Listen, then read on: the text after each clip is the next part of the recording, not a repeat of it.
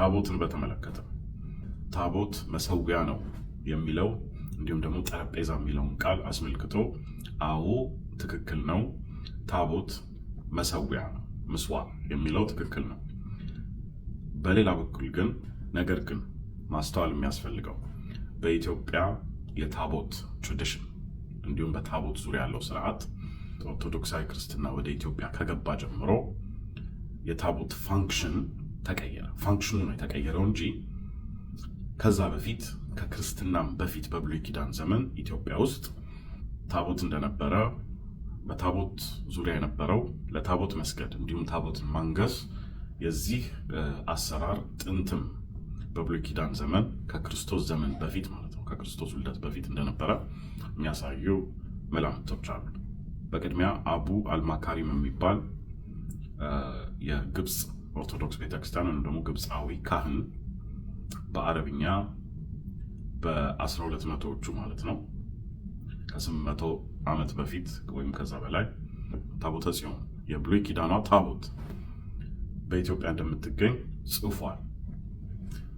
ምን ብሎ ነው የጻፈው?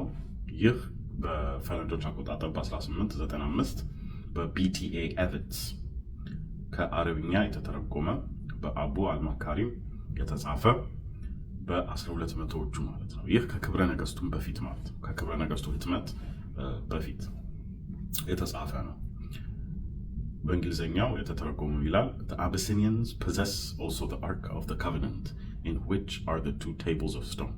The Ark of the Covenant is placed upon the altar. It is as high as the knee of a man and is overlaid with gold, and upon its upper cover there are crosses of gold. ምን ማለት ነው? ታቦተ ጽዮን ከአበሾች ዘንድ አለች፣ በውስጧም 2 ጽላቶች አሉ። ታቦተ ጽዮንም አልተር በጠረጴዛው ላይ ታቦተ ጽዮንም በጠረጴዛው ላይ ትቀመጣለች። ቁመቷም እስከ ሰው ጉልበት ኒ ድረስ የሚደርስ ነው። ከመሬት እስከ አንድ ሰው ጉልበት ድረስ ማለት ነው። and it's overlaid with gold በወርቅ የተለበደች እንዲሁም ደግሞ and upon its upper cover there are crosses of gold የወርቅ መስቀሎችም በላዩ ላይ አሉ ይላል። አሁን ይህን የጻፈው ግብፃዊ ነው። የአበሾች ፈጠራ ነው እንዳትሉ ማለት ነው። ይህ ማለት በአይናቸው ያዩ ሰዎች ናቸው እነዚህ በጊዜው የዛሬ 1000 ዓመት ማለት ነው። በአይናቸው ያዩትን በአረብኛ ጽፈው የመሰከሩ ናቸው። ከዚህ በተጨማሪ እንግዲህ አሁን የውጭ ማስረጃዎች ነው እያቀረብኩ ያለሁት እንጂ እኛው ስለ ራሳችን የምናወራው አይደለም። እንዲሁም በፈረንጆች አቆጣጠር በ2012 የወጡ ሳይንሳዊ የዘረመል ህትመቶች ምንን ያሳያሉ? ከ3000 ዓመት በፊት ኢትዮጵያውያን ከእስራኤላውያን ጋር እንደተካለሱ የሚያሳዩ መላምቶች አሉ። The Christian Science Monitor ከዋናው ህትመት ላይ አንስተው አርቲክል ጽፈዋል። ለምሳሌ ምን ብለዋል? The Queen of Sheba's genetic legacy may live on in Ethiopia, according to new research that finds evidence of long ago genetic mixing between Ethiopian populations and Syrian and Israeli people. ምን እያሉ ነው? ንግሥተ ሳባ ትውፊት ኢትዮጵያን ከ3000 ዓመት በፊት በንግሥተ ሳባ ዘመን ማለት ነው ከጥንተ እስራኤላውያን እንዲሁም ከሶሪያና ከግብፅ አካባቢ ከመጡ ህዝቦች እንደተካለሱ የሚያሳዩ የጄኔቲክ ወይም ደግሞ የዘረመል ማስረጃዎች ወጡ ይላል። ከአሁንም በፊት ብዙ የተለያዩ አርቲክሎች ወጥተዋል በዚህ ጉዳይ።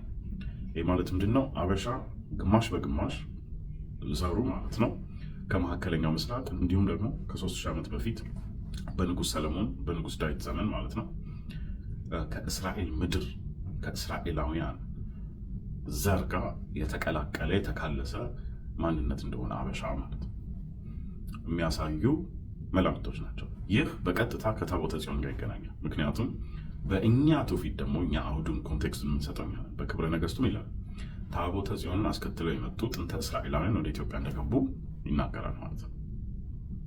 ታቦተ ጽዮን ወደ ኢትዮጵያ መጣች በተባለበት ዘመን ነው የእስራኤል ንጉስ ሰለሞን ካረፈ በኋላ ዩናይትድ የሆነው የእስራኤል መንግስት ተቀደደ። ከ12ቱ ነገዶች አንድ ነገድ የነገደ ይሁዳ ማለት ነው ብቻ ነው ብንያምን ይዞ መንግስቱ ነው የቀጠለው፣ ሌሎቹ ተበተኑ። ስለዚህ ከዛ በኋላ ታቦተ ጽዮን በእስራኤል ምድር ስለመኖሯ ምንም አይነት ማስረጃ አለ መጽሐፍ ቅዱስ ውስጥም ሆነ ከዛ ውጭ። በኢትዮጵያ ግን ስለመኖሯ ማስረጃ አለ ማለት ነው። አሁን ማስተዋል የሚያስፈልገው እንግዲህ ዋናዋን ታቦተ ጽዮን ጠረጴዛው ላይ ነው ትቀመጣለች ብሎ የጻፈው አባ አልማካሪ። ጠረጴዛውም ደግሞ እንደገና መሰዊያ ወይም ታቦት እየተባለ ነው ያለው። ይህ ለምንድን ነው? ዋናዋ ታቦተ ጽዮን እና ይሄ መሰዊያ የሆነ ኦልተር ወይም ደግሞ ጠረጴዛ ልዩነት አላቸው። ታቦት ይወጣል ሲባል ጽላቱ ነው የሚወጣው። ንግስ ወይም ደግሞ ታቦትን የማንገስ ስርዓት ፕሮሴሽን ኦፍ አርክ የሚባለው በአበሾች ዘንድ ከብሉይ ኪዳን ጀምሮ የመጣ ትራዲሽን አሰራር ነው።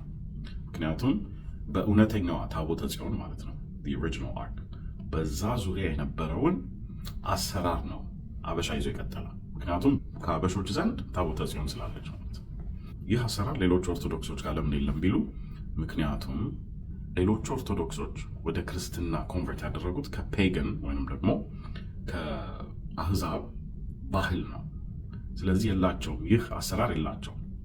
የአበሻው ግን ቅድም በዘረመል በዲኤንኤ ኤቪደንስም እንዳሳየ ነው፣ እንዲሁም ደግሞ ራሳቸው ግብጾችም እንደጻፉት የጥንተ እስራኤላውያን የአምልኮ አሰራር ያለው ስለሆነ ነው የአበሻው። ዘሩም ራሱ ማንነቱ ከጥንተ እስራኤላውያን ጋር የተዳቀለ ነው። በዛ ምክንያት ታቦተ ጽዮን ኢትዮጵያ ውስጥ በብሉይ ኪዳን ዘመን ስለገባች በዛ ዙሪያ የነበረው አሰራር ቀጥሏል፣ አልቆመም። ነገር ግን በአዲስ ኪዳን ፋንክሽኑን የተቀየረው። ፋንክሽኑ አሁን ምንድን ነው? ታቦት መሰዊያ ወይም ደግሞ የክርስቶስ ስጋና ደም የሚፈተትበት